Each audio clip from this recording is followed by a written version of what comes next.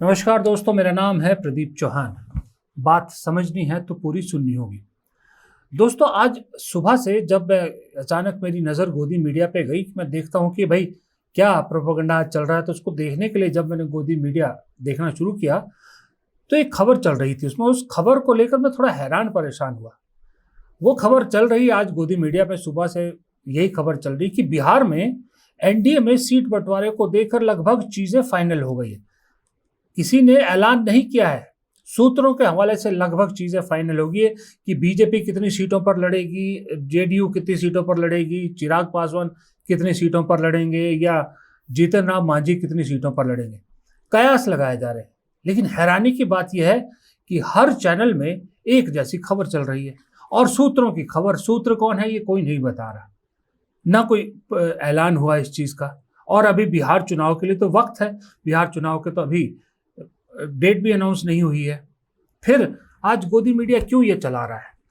फिर मुझे ध्यान आया कि दरअसल ये असर है कलम की ताकत का। देखिए, जो गोदी मीडिया में अपने आप को सो कॉल्ड पत्रकार कहते हैं, उनकी कलम में तो कोई ताकत रही नहीं, क्योंकि वो तो चरण वंदना के अलावा और कुछ नहीं लिख पाती। लेकिन राहुल गांधी ने आज कलम उठाया और उस कलम की ताकत दिखा दी।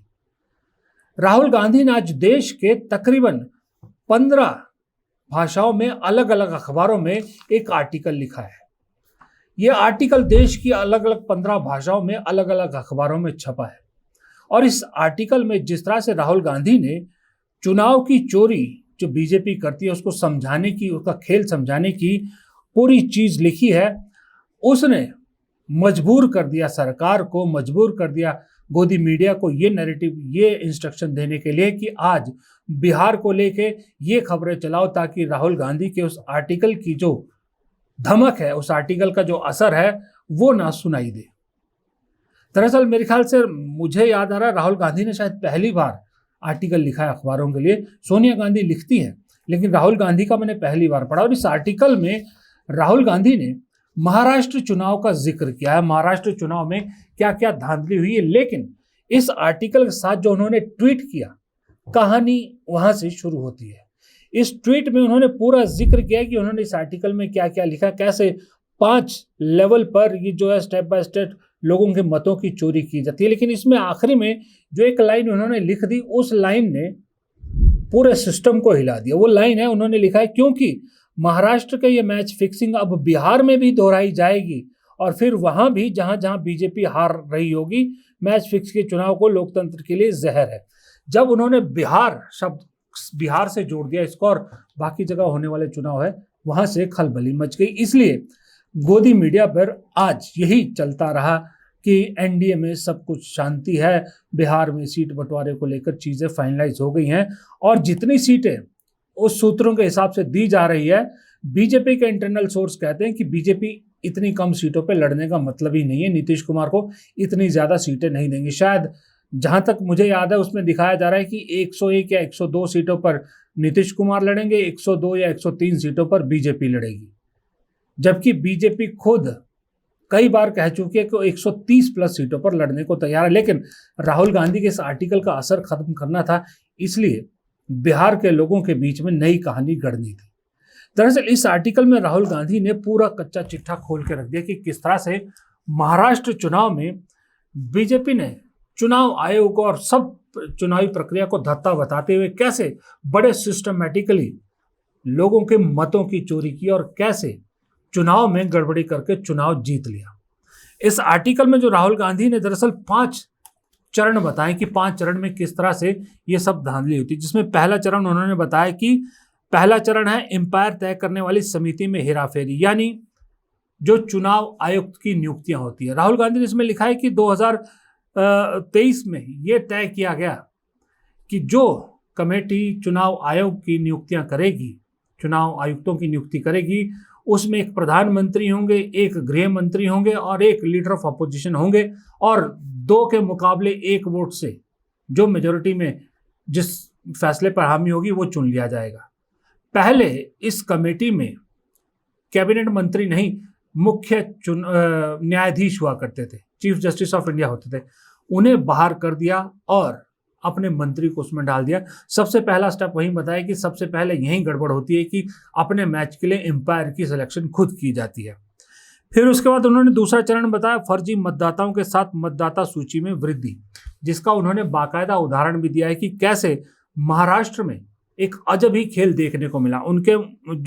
उन्होंने जो डाटा दिया है, जो चुनाव आयोग से उन्हें डाटा मिला है, ये उनका फर्जी डाटा नहीं है, चुनाव आयोग से जो उन्हें डाटा मिला उस पर है कि उनके मुताबिक 2019 के महाराष्ट्र में विधानसभा चुनाव में पंजीकृत मतदाताओं की संख्या 8.98 करोड़ थी। 5 साल बाद 2024 में लोकसभा चुनाव में ये संख्या बढ़कर 9.29 करोड़ की हो गई, यानी कि तकरीबन 31 करोड़ मतदाता बढ़े। लेकिन खेल देखिए, लेकिन उसके सिर्फ 5 महीने बाद नवंबर 2024 में जब विधानसभा चुनाव हुए तो ये संख्या बढ़कर 9.70 करोड़ की हो गई, यानी 5 साल में 31 लाख की मामूली वृद्धि और 5 महीने में 41 लाख की जबरदस्त वृद्धि। ये उन्होंने बताया कि किस तरह से खेल हुआ। और उन्होंने तो ये भी लिखा है कि पंजीकृत मतदाताओं की संख्या 9.70 करोड़ पहुंचना असाधारण है, क्योंकि ये सरकार के खुद के आंकड़ों के मुताबिक महाराष्ट्र में वयस्कों की कुल आबादी 9.54 करोड़ है, यानी वयस्कों की कुल आबादी से भी ज्यादा वोटर महाराष्ट्र में 5 महीने में बन गए। फिर तीसरा चरण उन्होंने बताया कि फर्जी मतदाता जोड़ने के बाद मतदान प्रतिशत भी बढ़ा चढ़ाकर दिखाया गया, जो चुनाव आयोग ने किस तरह से मतदान जो है वो बढ़ाया चढ़ाया। मैं अपने एडिटर को कहूंगा कि जो उन्होंने एक ग्राफिक डाला वो आपको दिखाया, जिसमें उन्होंने कहा है कि 2009 में प्रोविजनल मतदान 60% था, अंतिम मतदान 59.50 यानी कि 50.50% कम हुआ 2009 में। फिर 2014 में 62% प्रोविजनल था, 63.8% फाइनल था, यानी मामूली 1.08 की बढ़ोतरी। फिर 2019 में 60.46 प्रोविजनल था और 61.10 फाइनल था, यानी 0.64% की वृद्धि। लेकिन 2024 में देखिए क्या खेल हुआ, 58.22 यानी 58.22 प्रोविजनल आंकड़ा था मतदान का। अंतिम आंकड़ा देखिए, अंतिम आंकड़ा पहुंच गया सीधा 66.05 पर, सीधा 7.83% की बढ़ोतरी, हैरान कर देने वाली बढ़ोतरी। ये तीसरा खेल बताया उन्होंने। चौथा चरण बताया उन्होंने चुनिंदा जगहों पर फर्जी वोटिंग ने बीजेपी को ब्रेडमैन बना दिया।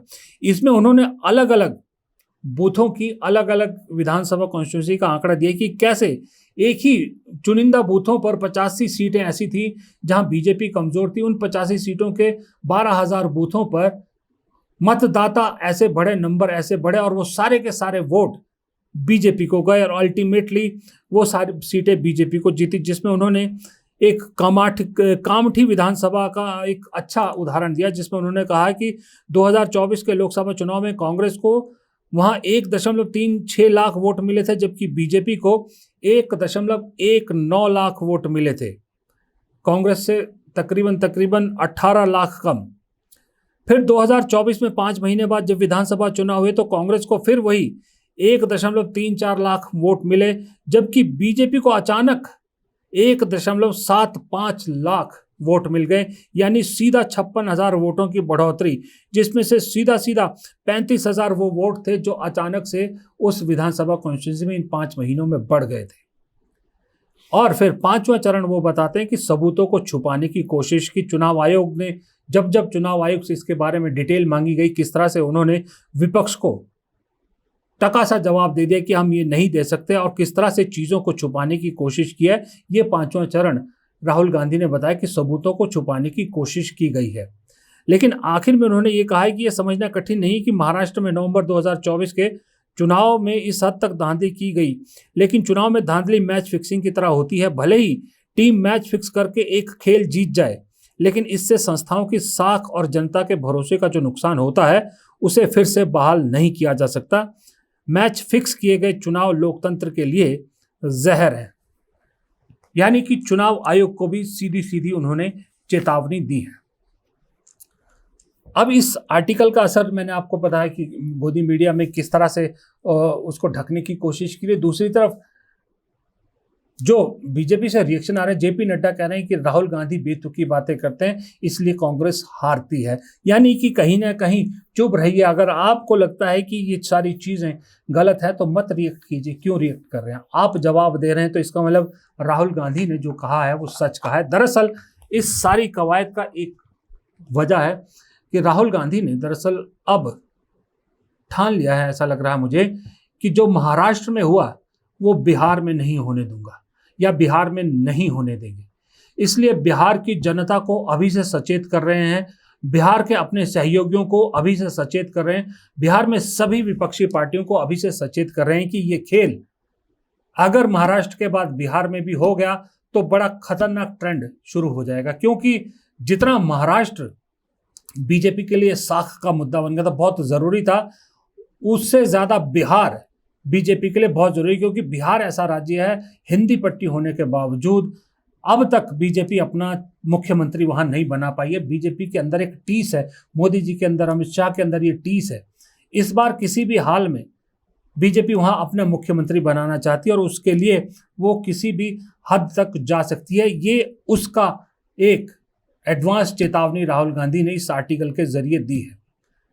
अब इन लोगों तक ये बात पहुंचाना बिहार में विपक्ष के संगठनों की जिम्मेदारी है और इसके लिए बेहद जरूरी है कि कुछ इस तरह का सिस्टम किया जाए जो दिल्ली में आम आदमी पार्टी ने किया था। दरअसल आम आदमी पार्टी, आप कहोगे कि वो भी तो चुनाव हार गई थी, आम आदमी पार्टी ने जो ये जो खेल है, इस खेल से बचने की उन्होंने पहले से कवायद शुरू कर दी थी। उन्होंने पहले से नजर रखनी शुरू कर दी थी कि कहाँ कहाँ वोट बढ़ाया जा रहा है, कहाँ कहाँ वोट काटे जा रहे हैं, और उन्होंने रेड फ्लैग हर जगह दिखाया। तो उससे काफी हद तक बीजेपी को रोकने में कामयाब हुई। लेकिन आम आदमी पार्टी चुनाव हारी अपने एंटी इनकम्बेंसी की वजह से, अपने जो नकारापन की वजह से, और जो एक घमंड कांग्रेस की तरफ उन्होंने दिखाया उसकी वजह से हारे वो चुनाव। आम आदमी पार्टी हारी है, कांग्रेस हारी है, बीजेपी जीती नहीं है।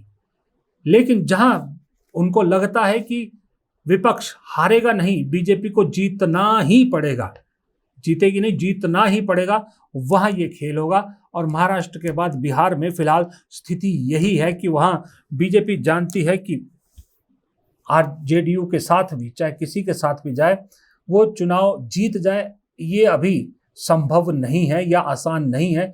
लेकिन चुनाव जीतना ही है, उसके लिए बेहद जरूरी है कि ये खेल किया जाए। इसलिए विपक्ष की पार्टियों को अभी से एक एक बूथ पर, एक एक जगह पर नजर रखना बहुत जरूरी है और आपस में समन्वय बनाकर ये पार्टियां ये काम कर सकती हैं, कोई ज्यादा मुश्किल भी नहीं है।